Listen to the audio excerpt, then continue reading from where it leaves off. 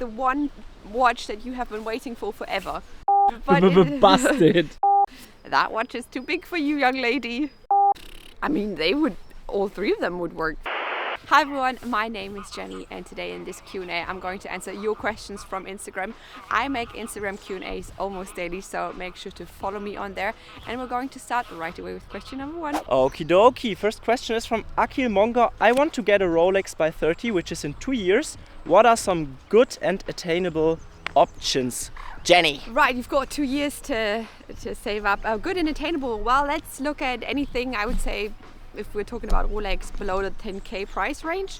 So perhaps an Explorer 2 that you can go for, the Explorer 1 for example as well. Some Datejust options also will go for 10k, but if you, I guess, want something more iconic or maybe a bit more nicer than like the standard Datejust, a sub should be possible as well, or like a fancier Datejust in that case.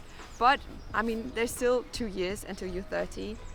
You should be good to go with most cases. Even if you want to go the AD route, maybe if you've got a good connection, you could let them know that you're planning for a special watch for your birthday, and 2 years should be possible for them to make it happen if you're on a good client AD basis. The next question, look where we are. We are at the Seeschloss Monrepo. Very nice. So nice. It was built just for like the weekends and the times off from the Duke of Württemberg, which is so fancy. Damn, and he had an own, not sea, but lake. Lake is the right word. Wow. Yeah, with a little chapel in the middle, which is very romantic. And also, so big. If you look over there, you see that like huge black vending machine. This is a wine bottle vending machine. You can get wine bottles and also glasses for when you want to drink at the lake. Germans take the alcohol consume very seriously. What are your thoughts on the Tudor Royal? The Tudor Royal. We have a review about it. If you want to go watch it, I will link it for you down below. I am a bit undecided about the Tudor Royal, mainly for these reasons. First off, it is a more elegant, nicer like Tudor, and it is very, to me at least, very un-Tudor-like in terms of how it looks and the design.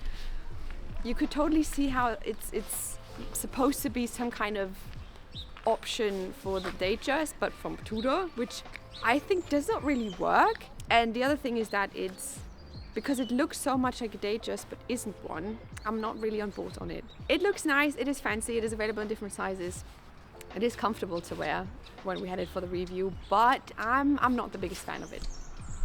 And also I think the quality is not the best. Like, for example, I think if you go for a PRX, the bracelet of the PRX is a lot... You mean in that price range of the Tudor? Yeah, the PRX is like half the price or a third of the price. It's like the bracelet is not that well finished, but the case and overall is not like only 30% of the finishing, but it's only 30% of the price. And I would suggest either you go for a PRX and save a lot of money, or you save a bit more and go directly for like Black Bay 58 or something and get the real deal. Next question. Any thoughts on wearing Grail watch every day? Does it make it not so Grail anymore?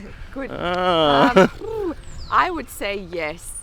If you're wearing your Grail every day, it becomes, I think everything becomes normalized if you wear it every day. I think we all know the situation when you got a new phone. Like the first couple of days or weeks, you will baby that thing. Like when I got my latest iPhone now, I was so careful with it. I would not be putting it into my handbag. I would make sure that it's not like scratching up with my keys and everything. Now I am tossing that thing like wherever. It's like the newness is wearing off, and then you're like, whatever. And I think, maybe not as much as with an iPhone or like a phone in general, but I think the same goes for Grail watches, that if you wear it every day, you will get used to it, and then it's nothing special anymore. I don't know if it's a good or a bad thing, but I would say don't wear your Grail every day. Maybe that's, don't wear it every day. Keep it special, keep it for special occasions, and then I think you will have like the most fun out of it. What are you wearing today? Oh, I am wearing my birth year Santos. It's from 1991. I bought it online. It came from a dealer in Berlin, and it is super tiny, and look at the clasp. That's one of my favorite things about it. It still has the original bracelet. It is arguably very tight around my wrist, but yeah, love it very much. What are you wearing today, Kai? Don't wear your Grail watch every day. I'm not very disciplined, I have to admit. Well, I could also be wrong here. See, I could also... No, you're absolutely right. You think so? Yes. Is it no longer special to you? It is, but it was careful. It was the most special the moment before I got it. Okay. Well, yeah. Leave me your comments in the comment section down below. I would love to hear from you guys. If you've got your Grail or like the one watch that you have been waiting for forever, what happened when you received it, and how are you feeling about it now that you're wearing it? Let me know in the comments down below. Next question is from Danny Corsia. All right, Danny. When will people finally admit that A. Lange needs to replace AP in the Holy Trinity? Damn. Oof. Does it though? That's the thing. Because I think the Holy Trinity is made up of the independent ones, right? It's AP, it's Patek, and Vacheron, which Vacheron is Richemont. Well, then screw that. Well, then A. Lange can totally be in it. I mean, that's Richemont too, so yeah. Who cares? I don't know. I don't even know who. Maybe we can kind of track it down. Who was the first person to talk of the Holy Trinity? Maybe it was just some like random, like offhand comment, and everyone just takes it for a fact. Hello, editing Jenny here. I could not find out who said it first or where it comes from. There's this one Wikipedia article that mentions that it is apparently something that dates back to at least the 1970s, but that was from a watch strap magazine, which, not saying they are not a credible source, but that was all I could find. So if you know better, let me know in the comments down below, please. Now we're just going to establish it, and we'll say A. Lange is now part of the Holy Trinity. As from what's the date today, we're gonna make Patek and AP and Lange the Holy Trinity. You heard it here first. Wenn dann Patek und Vacheron und Lange. Shots have let's scrape all. Let's just make Steinhardt, Davosa, and Invicta the Holy Trinity and get the discussion ended forever. The Rolex Explorer have any white gold in it, or is it all Oyster steel? Question from AMR Taleb 10. Well, if you're talking about the outside, yes, it is Oyster steel. It is. But I'm pretty sure that our markers, the borders from the hour markers and the hands are made from white gold in pretty much all modern Rolexes. Yes. That's correct. So, ding! Yeah, it has white gold in it, even though just a tiny amount. What are your favorite watches from movies and TV? Asks Gargoyle 3. I had a couple of these questions about movie and TV watches, which leads me to believe that we are seeing a lot more watches or product placement in modern media. I have no favorite watch in a TV show series. I just have the ones that I remember, which were kind of a cool thing. And Kai will probably disagree with me on this one, I really enjoyed the Breitling in Uncharted. I thought it worked very well. Didn't notice it. You didn't? That was really nice to see, I have to say. And it also fits the character. Like, I can totally picture Nathan Drake wear a Breitling. Or maybe Hamilton. Something adventurous. Breitling fits. Certainly fits him better than a full gold Nautilus 5990 in rose gold. Not the best one. I also really enjoyed the Tag Heuer Monaco in Breaking Bad. Oh yeah, that one was a really nice one actually. It was a bit unexpected. And it was before watches were cool. Yes. Kind of. Which was an interesting choice, I have to say. Maybe someone in the comments will correct me here. I don't think they ever stated a reason for Jesse Pinkman specifically choosing the Tag Heuer Monaco, because that is a very distinct watch. And it didn't seem so product placement-y to me. Yeah, to be honest. Who from like maybe some producer loved this watch or whatever. Yeah, it's the most iconic Tag Heuer, I think. It is, yeah, but why choose it for Walter White, who's a chemist? Which watch would Walter White be better off with? Wanted to ask the same question for you. Which would I pick for Walter White? Yeah.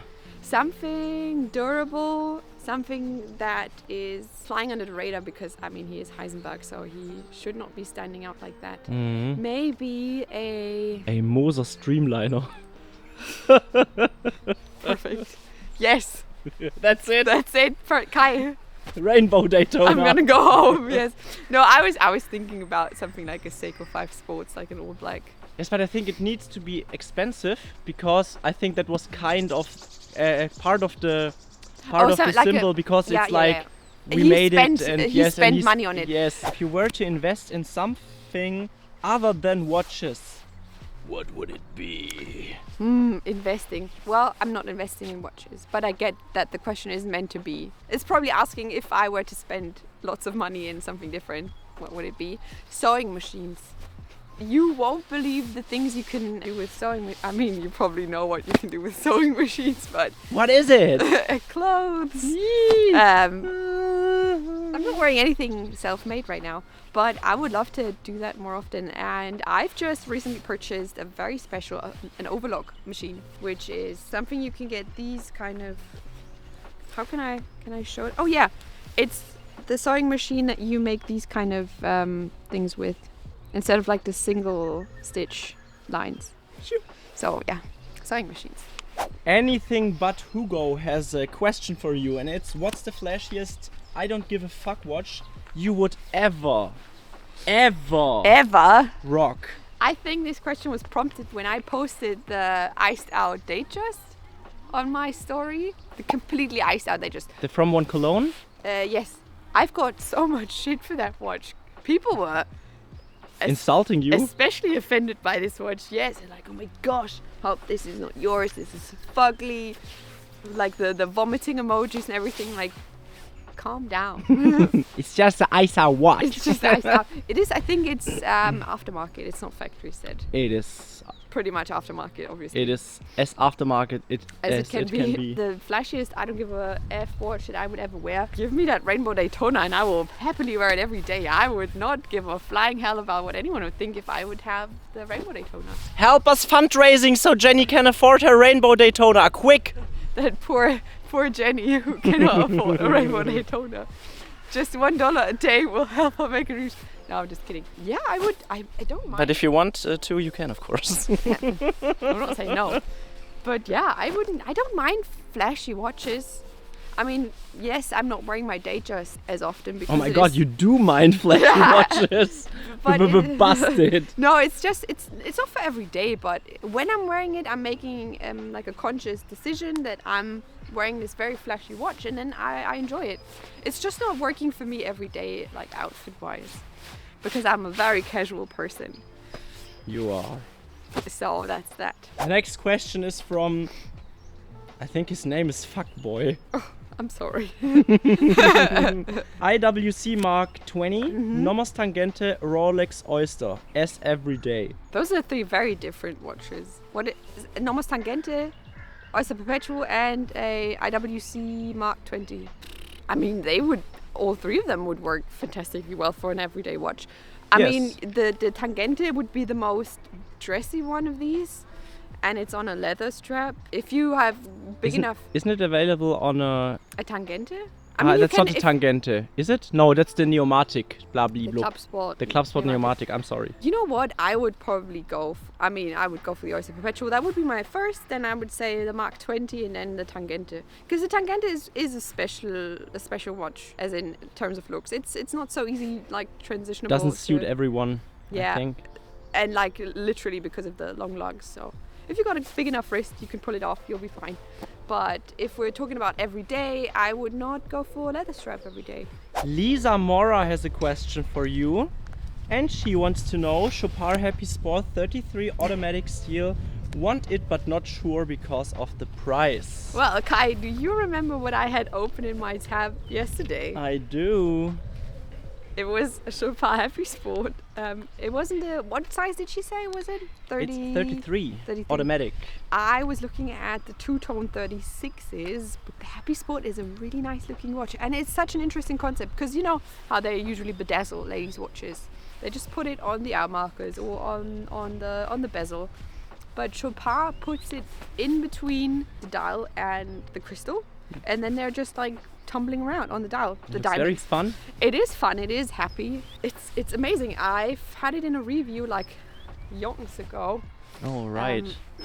And it was fantastic. It wears so well. It's comfortable. It's well designed. It has an automatic movement.